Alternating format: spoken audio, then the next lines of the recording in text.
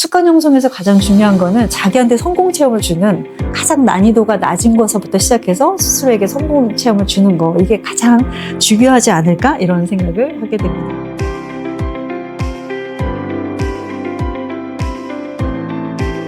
안녕하세요. 날카로운 질문, 깊은 해석, 명쾌한 솔루션으로 대한민국 리더의 고민을 해결해 드리는 문닫고입니다. 이 두 분은 대기업에서 조직 관리를 해보셨던 임원 출신이시기 때문에 아마 솔루션에 코치로서의 견해와 예전의 경험들이 잘 녹아져서 엄청난 인사이트를 주시지 않을까 이런 기대를 해보게 됩니다. 인사 나눠주시죠. 네, 안녕하세요. 하우코칭 파트너 코치 신동석입니다. 반갑습니다. 와, 반갑습니다. 안녕하세요. 하우코칭 파트너 코치 문상숙입니다. 반갑습니다. 네, 오늘 상무님, 제2상무님이 사연을 보내주셨거든요. 회의 분위기를 바꾸고 싶다. 회의 분위기 진짜 너무 스테디셀러잖아요. 그죠? 어떤 사연인지 한번 들어보도록 하겠습니다. 새해에 결심한 게 있습니다. 구성원들의 의견을 회의 석상에서 최대한 많이 듣기로 한 것입니다. 근데 벌써 며칠 안 지났는데 예전으로 다시 복귀가 돼가지고 회의 시간 대부분을 제가 주도하고 말하고 있습니다. 어찌 보면 간단한 일인데 왜 이렇게 습관을 바꾸는 것이 어려운지 모르겠습니다. 새로운 행동 습관을 좀 회의석상에서 바꾸는 방법 이런 것도 좀 알려주시고 혹시 구성원들이 좀 회의에 참여할 수 있도록 하는 어떤 비법이 있을까 이런 것도 좀 듣고 싶습니다. 이런 얘기를 하셨는데 우리 문상숙 코치님 어떤 인사이트를 좀 주실 수 있을까요? 네. 너무 공감되는 내용이고요. 리더들은 문제 해결사이기 때문에 이 문제를 빠르게 해결하기 위해서 회의의 대화 점유율이 굉장히 높을 수밖에 없고 이게 또 자동화되어 있는 부분이어서 이거를 끊으려면은 회의의 구조를 먼저 좀 저는 바꿔줘야 된다고 생각을 합니다. 네네. 그래서 첫 번째 의지 말고 환경을 바꾸자 라는 제안을 드리고요. 3가지 룰을 만들었는데 첫 번째 이제 시범적으로 주간 업무 회의부터 한번 바꿔보겠다라고 하셔서 첫 번째 노트북을 덮는다. 아무도 노트북을 열지 않는다. 두 번째 5분씩 돌아가면서 얘기한다. 그리고 그 주간 업무 회의 중에서 좀 경영진에게 보고할 중요한 안건에 대한 선정은 우리가 다 같이 한다. 리더 혼자 하는 게 아니라. 그래서 의견을 듣는 시간을 하고 그 다음에 나의 역할을 이 의견을 듣고 정리하는 역할로 하다 보니까 그 서로 상호 협의가 굉장히 빨라지는 결과를 낳으신 것 같아요. 두 번째로 제안 드리고 싶은 거는 질문을 준비하시는 거예요. 리더가 질문을 하게 되면 구성원들이 상대적으로 얘기를 많이 하게 될 수밖에 없는 것 같아요. 보통은 이제 들어가서 이제 이렇게 합시다 라고 얘기를 하시는데 그렇게 얘기하는 게 아니라 우리가 이렇게 했을 때 리스크가 어떤 리스크가 있을까요? 또는 요거 외에 좀 다른 방법은 없을까요? 해서 서로가 더하기를 할 수 있는 구조를 만들려면 의견을 들으시려면은 질문을 미리 좀 준비하시는 게 중요한 것 같고 마지막으로 하나 더 좀 말씀드리고 싶은 거는 침묵을 견디시는 거예요. 보통 회의에서 질문하시고 1초도 안 돼가지고 바로 말씀하시는 경우가 많거든요. 네, 이 침묵이 구성원이 생각할 시간과 구성원이 의견을 촉진하는 역할을 하는 것 같아요. 그래서 의도적으로 질문하신 후에는 5분, 10분 의도적으로 참으시면 아마 구성원들이 본인의 생각을 더 열어서 얘기할 수 있는 기회를 갖게 된다. 침묵이 구성원의 의견을 만든다. 라는 말씀을 좀 드리고 싶어요. 너무 중요한 것 같습니다. 그리고 마지막에 이게 침묵을 할 때도 그 자세가 되게 중요한 것 같아요. 나는 정말 들을 준비가 돼 있어. 조금 더 편안하게 침묵할 수 있는 태도를 가지시면 훨씬 더 좋지 않을까 이런 생각이 듭니다. 우리 신 코치님 어떤 인사이트를 좀 나누실 수 있을까요? 사실 이게 리더 모든 분들의 공통된 고민인 건 맞아요. 네. 그래서 저는 그 제2상무님께서 이 구성원들의 회의 문화 참여, 적극적인 참여를 바꾸고 싶다라면 그 운영하는 방법에선 3가지 정도 좀 제안을 드려보고 싶어요. 첫 번째는 뭐냐면 회의 중에 부정적인 피드백이 나오지 않는다는 인식을 구성원들한테 좀 심어줄 필요가 있다는 생각이 들어요. 어떻게 회의 석상에서 부정적 피드백이 안 나올 수 있을까요?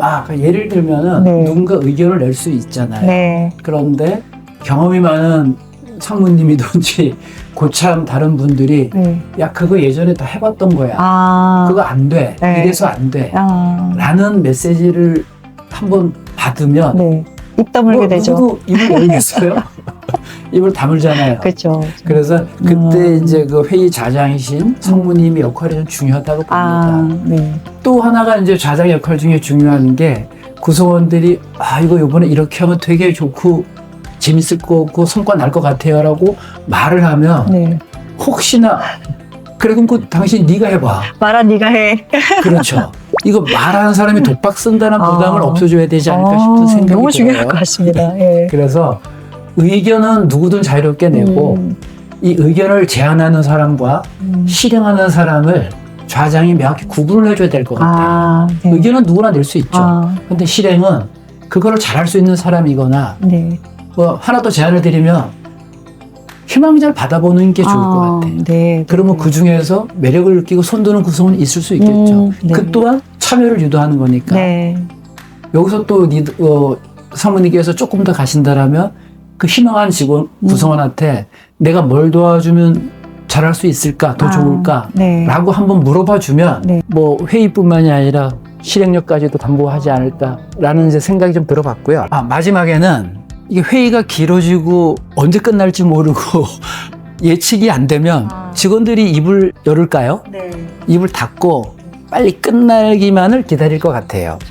그래서 회의의 그 예측 가능성, 그 다음에 회의 끝난 다음에 생산적인 회의였구나라는 효능감을 있을 수 있도록 그 사모님이 좀 관리를 해주면 어떨까 싶은 생각이 들어요. 그 끝나는 시간 반드시 지켜주는 게 좀 중요할 것 같고요. 네.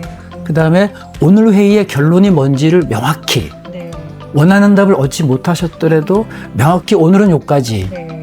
필요하면 다음에 다시 하자라든지 뭐 이렇게 회의의 습관을 바꾸기 위해서는 구성원들이 내가 무슨 말을 해도 안전하고 말하면 해결이 된다 이런 경험의 반복이 쌓여지면 뭐 활발한 회의가 진행되지 않을까, 습관이 생겨지지 않을까라는 네. 생각이 듭니다. 예, 지금 이제 우리 사모님이 되게 고민이 많았는데 두 분의 얘기가 결이 다르면서도 여러 가지 측면을 고려한 얘기라서 두 분의 얘기를 잘 정리하시면 나만의 솔루션을 스스로 만드시지 않을까 이런 생각이 듭니다.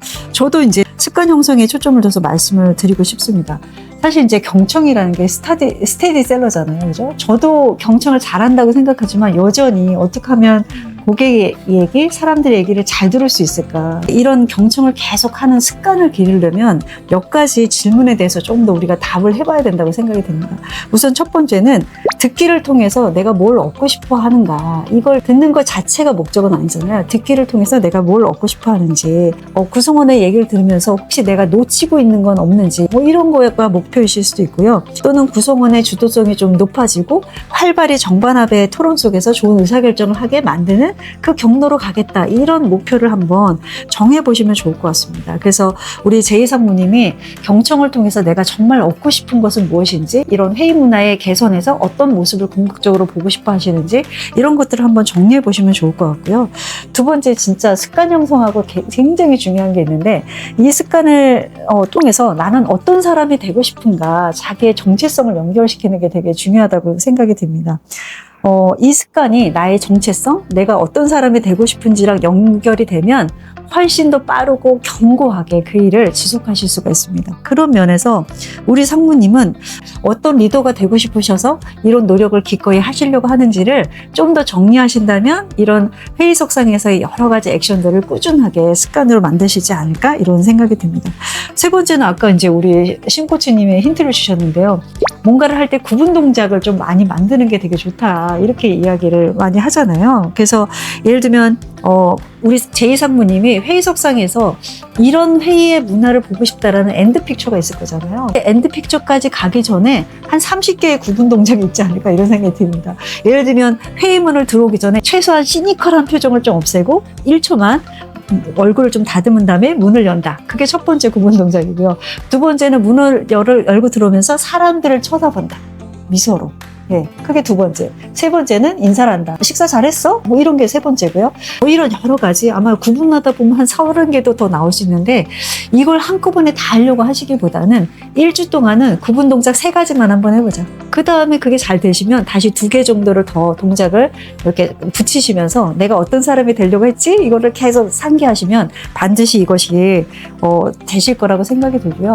습관 형성에서 가장 중요한 거는 자기한테 성공 체험을 주는 가장 난이도가 낮은 것부터 시작해서 스스로에게 성공 체험을 주는 거, 이게 가장 중요하지 않을까 이런 생각을 하게 됩니다. 예, 습관을 바꾼다는 거 쉽지 않고요. 회의 문화 바꾼다는 건 더 쉽지 않은데 오늘 너무나 해안이 가득한 이야기를 나눠주셔가지고 많은 도움을 받았을 거라고 생각이 듭니다. 오늘 다룬 사례처럼 말 못할 리더십 고민이 있으신 어떤 임원분들 또 팀장님들은요, 아래 메일로 사연을 보내주시면 저희가 문닫고에서 명쾌하게 다뤄드리도록 하겠습니다. 여기는 하우코칭의 임원실 문 닫고 말해봅시다 였습니다. 감사합니다. 감사합니다.